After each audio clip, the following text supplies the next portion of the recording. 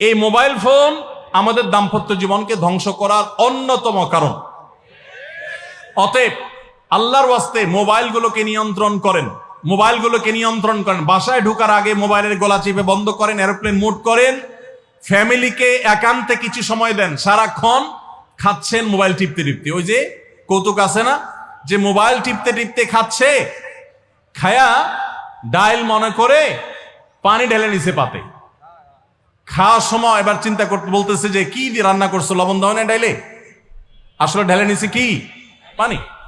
তো মোবাইল টিপতে টিপতে যদি মানুষ সংসারে স্বামী স্ত্রী একে অন্যের সাথে সময় কাটায়, তাহলে দাম্পত্য জীবনে অশান্তি নিশ্চিত।